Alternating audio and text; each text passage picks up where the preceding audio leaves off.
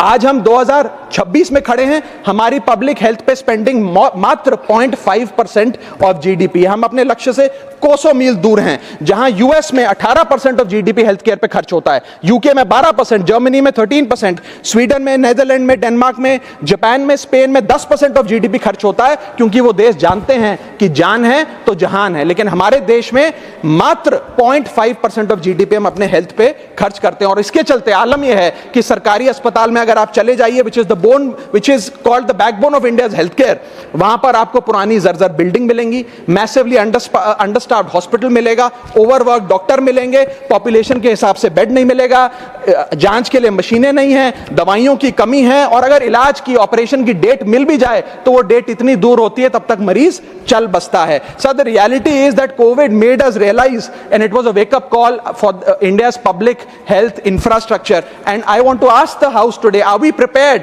God forbid, if there were to be another pandemic or another big sort of raging pandemic in this country? And the answer to that is no. Raghav Chadha ji please.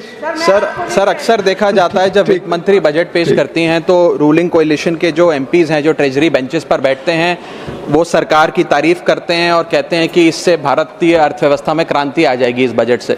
और विपक्ष में जो बैठे हैं वो अक्सर निंदा करते हैं, कहते हैं किसान की कमर तोड़ दी, बहुत महंगाई हो गई, अमीर और अमीर हो रहा है, गरीब और गरीब हो रहा है। लेकिन मैं आज प्रयास करूंगा कि एक ऑब्जेक्टिव एनालिसिस इस बजट का करूं और कंस्ट्रक्टिव क्रिटिसिज्म अपना आपके माध्यम से वित्त मंत्री को दूं। Sir, the title of my speech is the good, the bad and the way forward. 4 good things that I found in this budget, 4 bad things that I found in this budget, and 4 innovative suggestions to the Honorable Finance Minister. So the first good thing that I found in the budget is that there was an increase in the STT for derivative trading. Usually सरकार की निंदा हुई इस विषय को लेकर, markets भी गिरी, लेकिन मेरा यह मानना है कि इस कदम से स्पेक्युलेटिव ट्रेडिंग यानी कि सट्टा ट्रेडिंग समाप्त होगी या कम होगी, और रिटेल इन्वेस्टर, जो 90% रिटेल इन्वेस्टर एफएनओ सेक्टर में नुकसान भुगतता है फ्यूचर्स एंड ऑप्शंस के चलते, जुआ खेलता है, उसमें आपको रिटेल इन्वेस्टर की प्रोटेक्शन का एक माध्यम बन सकता है। लेकिन मैं इसी के साथ साथ वित्त मंत्री जी को याद दिलाना चाहूंगा कि एसटीटी का जेनेसिस क्या है, एसटीटी का जन्म कब हुआ। एसटीटी हमारे senior colleague mister P Chidambaram जब फाइनेंस मिनिस्टर थे तो उन्होंने इंट्रोड्यूस किया, and it was introduce to replace long term capital gain tax on equities. जब long term capital gain on equities 0 था, तब एसटीटी को लाया गया कि वे एक सिंपल अपफ्रंट लेवी होगी ट्रेड्स पर regardless of profit and loss. लेकिन अब सरकार ने long term capital gain tax भी लगा दिया, एसटीटी भी लगा दिया, और रिटेल इन्वेस्टर को और तमाम इन्वेस्टर्स को एक प्रकार से डिसइंसेंटिवाइज किया। मैं एक सुझाव लाया हूं सरकार के लिए, जिससे long term house hold earnings बढ़ेंगी, वेल्थ क्रिएशन होगा, और वेल्थ पार्किंग रियल एस्टेट और गोल्ड के सेक्टर से निकलकर इक्विटीज में आएगी, और स्पेक्युलेटिव ट्रेडिंग और कम होगी, और long term investment behaviour investors का बढ़ेगा। वो की है कि long term capital gain tax on equities should be made nil in this country for individual investors. दुनिया की कई ऐसे देश हैं जिसके अंदर long term capital gain tax equities पे खास तौर पे शून्य है, जैसे कि Switzerland, Singapore, UAE, New Zealand, Hong Kong, Qatar, Malaysia. मैं चाहूंगा कि जब एसटीटी बढ़ाया जा रहा है तो इसी बजट में ही long term capital gain tax को 0 किया जाए। सर, मेरा दूसरा जो मैं सरकार के बजट को एक्नॉलेज करना चाहूंगा वो ये है कि कैपेक्स के जो एक्सपेंडिचर एलोकेशन होता है उसमें एक बढ़ोतरी देखी गई। जहां वित्तीय वर्ष 18-19 में मात्र 3 लाख करोड़ कैपेक्स था, वो इस वित्तीय वर्ष में 12 लाख करोड़ तक पहुंचा है, which is 4.4% of the GDP, which is a good step. It will have a multiplier effect and it will prioritise asset creation. लेकिन इसके साथ साथ सरकार को 5 साल में क्या कैपेक्स, वो कौन कौन से क्षेत्रों में खर्चा करने जा रही है, उसका एक ब्यौरा देना चाहिए ताकि प्राइवेट सेक्टर भी इस कैपेक्स के खर्चे को मैच कर सके। So third thing which we found in the speech of the finance minister is that there was a relative restraint in making budgetary announcements for election bound states. अक्सर वित्त मंत्री का भाषण सुन के आप बता सकते हैं कि कौन से राज्यों में चुनाव होने जा रहा है। इस स्पीच में उन्होंने थोड़ा सा रिस्ट्रेंट एक्सरसाइज किया, जिसे मैं एक्नॉलेज करता हूं। और आखिरी अच्छी चीज जो इस बजट में नजर आई वो ये था कि एनआरआई की इन्वेस्टमेंट लिमिट में एनहांसमेंट हुई। लेकिन मैं बता दूं कि जब एफआईआईज ने, फॉरेन इन्वेस्टर्स ने, फॉरेन पोर्टफोलियो इन्वेस्टर्स ने इस देश के बाजार से पैसा निकाल लिया और पिछले एक वित्तीय वर्ष में 23 बिलियन निकाला, तब जाकर सरकार जागी और सरकार ने एनआरआईज के लिए इक्विटी मार्केट का दरवाजा खोलकर उनकी इन्वेस्टमेंट लिमिट को 5% से बढ़ा दिया। इसमें कोई दो राय नहीं है कि इससे इन्वेस्टर्स 32 मिलियन एनआरआई इन्वेस्टर्स को अब भारतीय बाजार में पैसा डालने का मौका मिलेगा। लेकिन इसी के साथ साथ सरकार को इस पर भी गौर फरमाना चाहिए कि क्यों फॉरेन इन्वेस्टर्स भारत से पैसा निकाल कर बाजार को छोड़कर जा रहे हैं। Sir, now I come to the bad part of the budget. First thing is the debt to GDP crisis. सरकार ने और डेट लेने के लिए, कर्जा लेने के लिए इस बजट में फॉर्मूला ही बदल दिया। पहले सरकार डेट जब लेती थी तो ओल्ड एफआरबीएम रूल्स के तहत 3% ऑफ जीडीपी तक का फ्रेश डेट लेती थी। इस बजट में सरकार ने उस फॉर्मूले को बदलकर कहा कि टोटल सरकार का डेट जीडीपी का 50% होगा और उस सीमा में हम डेट लेंगे। यानी कि they want to play on the denominator effect. For example, एक साल बजट अगर हमारा जीडीपी 12% से ग्रो करता है तो उस साल सरकार खूब सारा डेट लेके सरकार पे कर्जा लाद सकती है, जो कि फिस्कल डेफिसिट 4.5, 6.5, 5% तक भी पहुंच सकता है। सर, इसी के साथ साथ मैं बताना चाहूंगा कि आज सरकार कहती है कि हमारा डेट टू जीडीपी रेशियो 56% है, लेकिन ये गलत है, क्योंकि बहुत सारे ऑफ बैलेंस शीट आइटम्स हैं जिसे सरकार डेट में दिखाती ही नहीं है, जैसे कि FCI bonds, OMC bonds, fertilizer, NHAI, NFSS, यानी कि तमाम तरीके के ऐसे कर्जे हैं सरकार के ऊपर जो सरकार अपनी बैलेंस शीट में नहीं दिखाती है। सर, मैं सरकार को आपके माध्यम से यह रिक्वेस्ट करना चाहूंगा कि देश का कर्जा और कैसे ना बढ़े इस पर काम करें, ना कि और कर्जा लेने के लिए हम जीडीपी और डेट टू जीडीपी के फॉर्मूले के रेशियोज बदलकर और पैसा कर्जे पे ब्याज पर लेने का प्रयास करें। सर, दूसरी दिक्कत जो इस बजट में नजर आई वो ये थी कि इनकम टैक्स स्लैब में चेंज नहीं हुआ। सर, हर साल देश का आम आदमी जब वित्त मंत्री जी की बजट की स्पीच सुनता है तो वो इसलिए नहीं सुनता कि पीएलआई की क्या इन्वेस्टमेंट होगी, कौन सा कॉरिडोर बन रहा है। देश का आम आदमी, सैलरीड क्लास, इसलिए बजट की स्पीच सुनता है कि उसके अंदर स्लैब में कोई रिवीजन होगा, क्या हमारी स्टैंडर्ड डिडक्शन की जो हमें डिडक्शन मिलती है वो बढ़ेगी। लेकिन इस बार बजट में देश का आम आदमी और खास तौर पर देश का मिडिल क्लास डिसअपॉइंट हुआ। पहले ही there has been a stagnation in the salaries. Inflation 6.8% पे खड़ा है, लेकिन उसके बावजूद हमने इस बार कोई स्लैब में या स्टैंडर्ड डिडक्शन में चेंज नहीं देखा। मैं आपके माध्यम से वित्त मंत्री जी को रिक्वेस्ट करना चाहूंगा कि आप इसी बजट में अनाउंसमेंट करें कि स्टैंडर्ड डिडक्शन जो 75,000 रुपए उसे बढ़ाकर सैलरीड क्लास के लिए 1.5 लाख रुपए किया जाए। Sir, third problem that was there with the budget is that there was no relief for the middle class. Sir, after a very long time in India's history, the personal income tax collection was more than the corporate income tax collection। यानी कि individuals ने जो income tax भरा वो लगभग 11 लाख करोड़ के आसपास भरा, और कंपनियों ने, कॉर्पोरेट ने जो इनकम टैक्स भरा वो लगभग 9.8 लाख करोड़। यानी कि मैक्सिमम टैक्स आपको इंडिविजुअल्स के इनकम टैक्स से मिल रहा है, आप मिडिल क्लास वो टैक्स भर रहा है। आज वो दौर आ गया है कि हम मिडिल क्लास को अपलिफ्ट करें, मिडिल क्लास को पैम्पर करें, नहीं तो मिडिल क्लास एक सैंडविच की तरह रिच क्लास और पुअर क्लास में दबता चला जा रहा है। सर, राइजिंग कॉस्ट प्रेशर्स के चलते पिछले वित्तीय वर्ष में मिडिल क्लास ने देखा कि उसके एजुकेशन के खर्चे में 8% की बढ़ोतरी हुई, हेल्थ केयर 9% से महंगा हुआ, रेंट 7% से, फूड 6% से, ट्रांसपोर्ट 5% से। मेरा रिक्वेस्ट यह है माननीय फाइनेंस मिनिस्टर से कि वो इनकम टैक्स में रियायत देकर या तो मिडिल क्लास को कोई रिलीफ दें, और अगर इनकम टैक्स में रियायत नहीं दे सकती हैं तो उसकी सेविंग्स और इन्वेस्टमेंट्स पे उसको बेनिफिट दें, उसे इंसेंटिव्स दें कि वो ज्यादा बचत करे, ज्यादा वेल्थ क्रिएशन कर पाए। Sir, fourth problem in this budget that I found was the budgetary allocation to health, which is low and which certainly needs a relook। Sir, आज हमने अपने टोटल गवर्नमेंट एक्सपेंडिचर का 2% हेल्थ को allocate किया है, लगभग 1 लाख करोड़ के आसपास।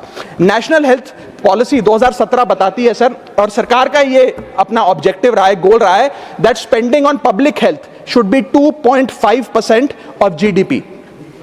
आज हम 2026 में खड़े हैं, हमारी पब्लिक हेल्थ पे स्पेंडिंग मात्र 0.5% ऑफ जीडीपी। हम अपने लक्ष्य से कोसों मील दूर हैं। जहां यूएस में 18% ऑफ जीडीपी हेल्थ केयर पे खर्च होता है, यूके में 12%, जर्मनी में 13%, स्वीडन में, नेदरलैंड में, डेनमार्क में, जापान में, स्पेन में 10% ऑफ जीडीपी खर्च होता है, क्योंकि वो देश जानते हैं कि जान है तो जहान है। लेकिन हमारे देश में मात्र 0.5% ऑफ जीडीपी हम अपने हेल्थ पे खर्च करते हैं, और इसके चलते आलम यह है कि सरकारी अस्पताल में अगर आप चले जाइए, which is the bone, which is called the backbone of India's health care, वहां पर आपको पुरानी जर्जर बिल्डिंग मिलेंगी, मैसिवली अंडरस्टाफ्ड हॉस्पिटल मिलेगा, ओवरवर्क डॉक्टर मिलेंगे, पॉपुलेशन के हिसाब से बेड नहीं मिलेगा, जांच के लिए मशीनें नहीं है, दवाइयों की कमी है, और अगर इलाज की, ऑपरेशन की डेट मिल भी जाए तो वो डेट इतनी दूर होती है तब तक मरीज चल बसता है. Sir, the reality is that Covid made us realise, and it was a wake up call for India's public health infrastructure. And I want to ask the house today, are we prepared, God forbid, if there were to be another pandemic or another big sort of raging pandemic in this country? And the answer to that is no. और private अस्पतालों की sir हालात ये हैं कि अगर आज आपको प्राइवेट अस्पताल में इलाज करना पड़े तो आपको लोन लेना पड़ता है, अपने घर के गहने, अपना रियल एस्टेट एसेट बेचकर पता नहीं कितने हजारों लाखों लोग हर साल भारत में गरीबी रेखा के नीचे चले जाते हैं, क्योंकि उन्हें एक हेल्थ इमरजेंसी के चलते प्राइवेट अस्पताल में इलाज कराना पड़ता है. सर, जैसे वन नेशन वन इलेक्शन इस देश में लागू किया जा रहा है, वन नेशन वन टैक्स की ओर हम बढ़ रहे हैं, वैसे ही one nation one medical treatment की ओर बढ़ना चाहिए. सबको नंबर 1 मेडिकल ट्रीटमेंट देश में मिले, ऐसी व्यवस्था बननी चाहिए. सर, मेरे 4 सुझाव जो आपके माध्यम से मैं वित्त मंत्री को देना चाहूंगा. पहला सुझाव है, put all land and property records of India on blockchain. एक blockchain based land registry ledger बनाइए. पहले 10 मेजर राज्यों, शहरों से शुरू करिए, महानगरों से और टियर 2 सिटीज से.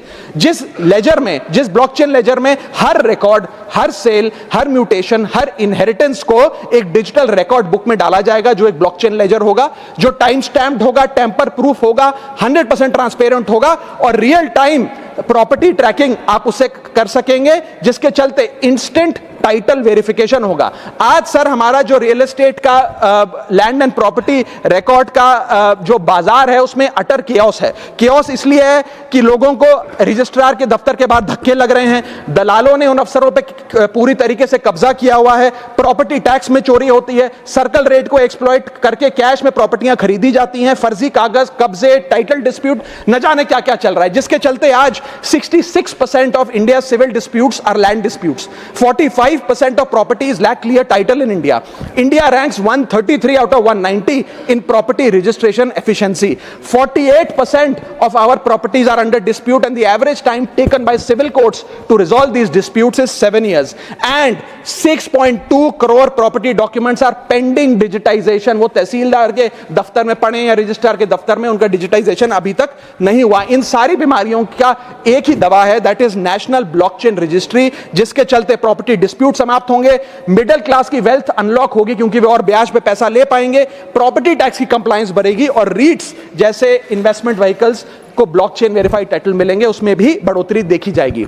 इसी के साथ साथ सर, दुनिया के कई देशों ने इसे लागू कर दिया है. स्वीडन में यह लागू है, जहां पर एक दिन में आप प्रॉपर्टी का ट्रांजैक्शन कंप्लीट कर सकते हैं, वहां डिस्प्यूट रेट 2% है. जॉर्जिया में है, जहां 3 दिन में प्रॉपर्टी का ट्रांजैक्शन खत्म हो जाता है, डिस्प्यूट रेट 1% है. और यूएई में है, जहां 10 मिनट में आप अपनी प्रॉपर्टी खरीद बेच सकते हैं, वहां डिस्प्यूट रेट 1% से भी नीचे. और वहां हिंदुस्तान में प्रॉपर्टी बेचनी हो तो 2 से 6 महीने लगते हैं, और 48% डिस्प्यूट रेट है.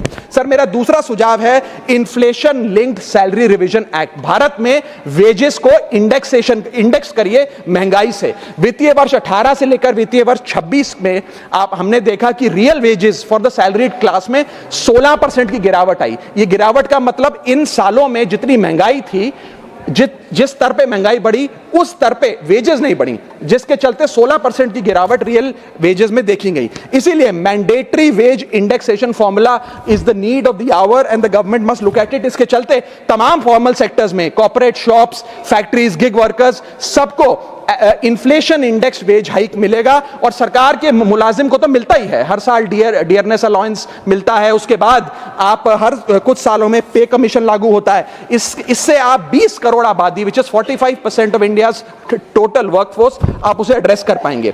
सर, इसी के साथ साथ मैं बताना चाहता हूं कि दुनिया के कई देशों में यह पहले से ही लागू है. यूएस के अंदर COLA, cost of living adjustment system लागू है, जिसके अंदर एनुअल और ऑटोमेटिक रिवीजन होता है.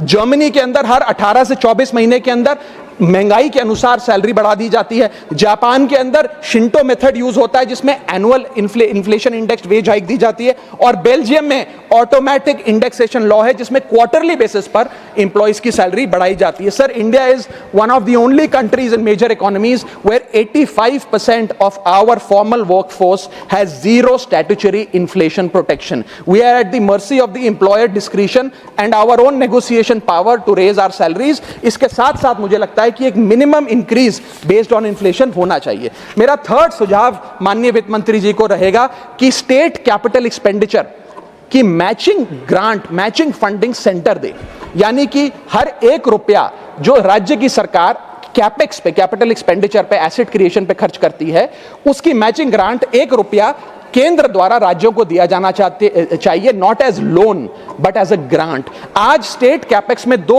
बॉटलनेक्स है। पहला बॉटलनेक है बोरोइंग कैप, यानी कि कोई भी राज्य अपने स्टेट जीडीपी से 3% से ज्यादा ब्याज पर पैसा नहीं ले सकता, वो कैपेक्स पे नहीं खर्च करता, वो तमाम तरीके के ऑपरेशनल खर्चे करता है। और सेकंड प्रॉब्लम है कि अगर केंद्र सरकार पैसा देती भी है राज्यों को कैपेक्स के लिए, वो लोन की सूरत में देती है, और कंडीशनल लोन की किस एसेट पे कितना खर्च होगा, एक कंडीशनल लोन दिया जाता। मेरा सुझाव है that replace this loan with conditions given by the centre to grant with trust, grant based on trust by the centre. Sir, centre को आने वाले 5 वर्षों के लिए 1.5 लाख करोड़ आवंटित करना चाहिए, not as loan but as these capex grants, ताकि राज्यों में सड़कें बने, इरिगेशन नेटवर्क बने, लोकल पावर इंफ्रास्ट्रक्चर बने, ड्रिंकिंग वाटर सैनिटेशन हो, और अर्बन इंफ्रास्ट्रक्चर में एसेट क्रिएशन, एसेट फॉर्मेशन किया जाए।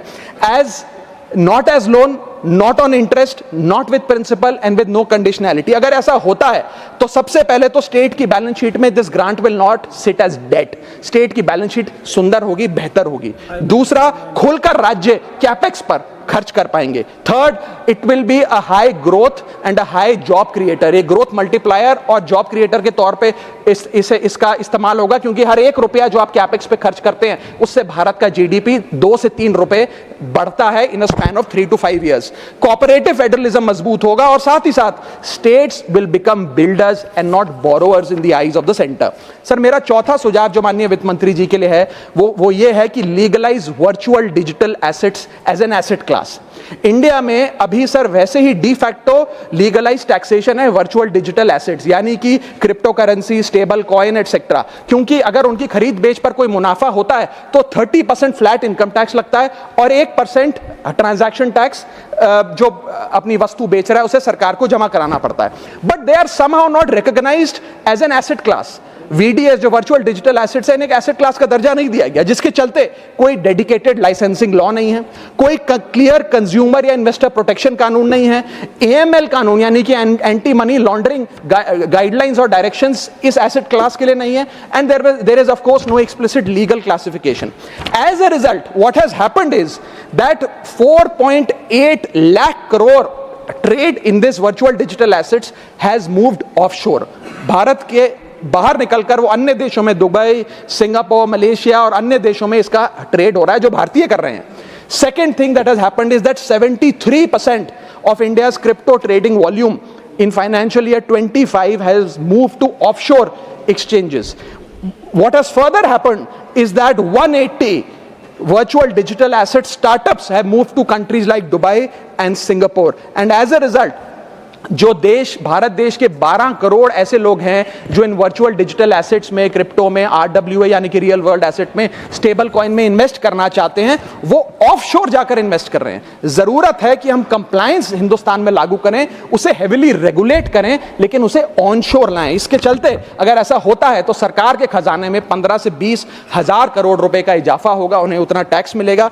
और इसी के साथ साथ मैं सरकार को कहना चाहता हूं that we currently tax these virtual digital assets as if they are legal, but we regulate them as if they are illegal. मेरा सुझाव है कि इसे हेविली रेगुलेट करिए, रिंग फेंस करिए इस इकोसिस्टम को, AML गाइडलाइंस यानी कि एंटी मनी लॉन्ड्रिंग कानून और मजबूत करिए, लेकिन prohibition is not protection, regulation is protection. Thank you so much sir. Thank you, धन्यवाद माननीय राघव चड्ढा जी।